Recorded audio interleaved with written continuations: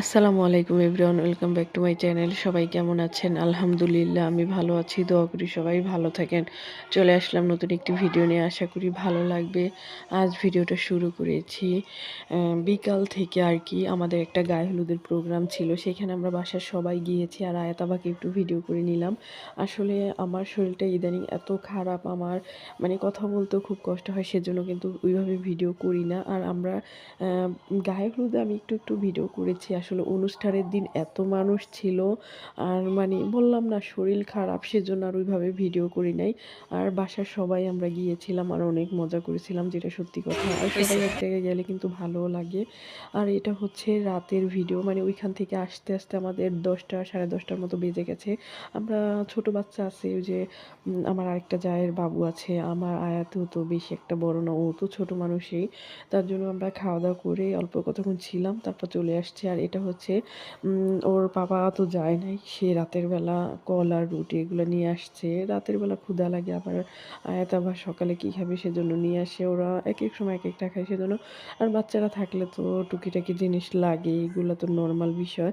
আর আয়াতে এসে দেখুন পাঞ্জাবি পায়জামা খুলে এখন লুঙ্গি পরেছে।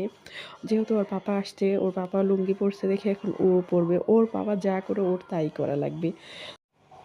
ছোট মানুষ লুঙ্গি পরলে কিন্তু অনেক হাসি পায়, ওরে দেখেও আমার সেম, আমার এত হাসি পাইতেছে। আর আমি জিজ্ঞেস করতেছি যে তুমি কেন লুঙ্গি পরেছো, বলে পাপা পরেছে সেজন্য ও পরবে। আর এই তো এখন আমার সাথে দুষ্টামি করতেছে। আর যে যেখান থেকে আমার ভিডিওটা দেখছেন সবাইকে অসংখ্য ধন্যবাদ। আর যারা সাবস্ক্রাইব করেছেন তাদেরকেও অসংখ্য অসংখ্য ধন্যবাদ। যারা সাবস্ক্রাইব করেন নাই তারা দ্রুত এখনই সাবস্ক্রাইবটা করুন, লাইক করুন, কমেন্ট করুন, শেয়ার করে দিবেন। এটা আপনাদের কাছে আমার অনুরোধ।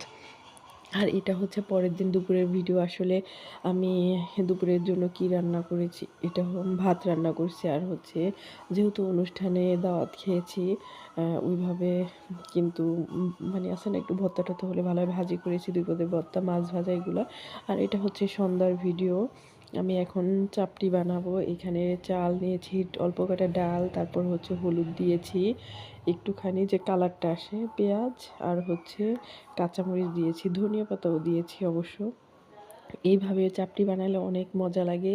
আসলে ইদানিং হাঁসের মাংস আর খোলা জালি পিঠা দেখে আমার এত খেতে ইচ্ছা করতেছে, কি আর বলবো। তার জন্য আমিই বানিয়েছি, ওইভাবে হয় নাই কিন্তু ভালো লাগছে কিন্তু। আর এটাতে রসুনটা দিলে বেশি ভালো লাগে। আর আমি ওইভাবে আগে এগুলা বানাই নাই, যেটা সত্যি কথা। ছোটোবেলা আমার দাদি বানাতো, ওই সময় খেতাম। আজকে আমি একটু ট্রাই করলাম। আর বললাম না হাঁসের মাংসর আর খোলা জালি পিঠা দেখে আমার এত খেতে ইচ্ছা করতেছিল। আর আমি তো যেটা বানিয়েছি এটা হচ্ছে চাপটি, আমরা এখানে চাপটিই বলি, কে কী বলেন তা তো জানি না, আমরা এটাকে চাপটি বলি। আর যেহেতু এখন মানে ধনিয়া পাতার সিজন, কাঁচামরিচ এগুলো দিলে শীতের সন্ধ্যায় এই চাপড়িটা কিন্তু খুবই মজাদার একটা নাস্তা, আপনারা ট্রাই করতে পারেন। আমার তো খুব ভালো লাগে। আর আজকে এটা বানানোর পর আমার দাদির কথা খুব মনে পড়তেছে। ছোটোবেলা দাদি এইভাবে বানাতো, তারপর খেতাম আর কি।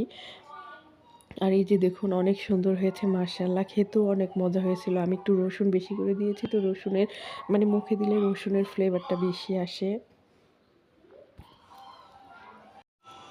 এইভাবে সব চাপটিগুলো বানিয়ে নিব। আর দেখুন কত সুন্দর হয়েছে। আমি কিন্তু ব্লেন্ডার করার সময় ধনিয়া পাতা দিইনি, পরে দিয়েছি। আর হালকা হলুদ দেওয়ানে কালারটাও সুন্দর আসছে। আর কেমন হলো অবশ্যই কমেন্টের মাধ্যমে জানাবেন। সবাই ভালো থাকবেন, সুস্থ থাকবেন, আমাদের জন্য অবশ্যই দোয়া করবেন। আল্লাহ হাফেজ।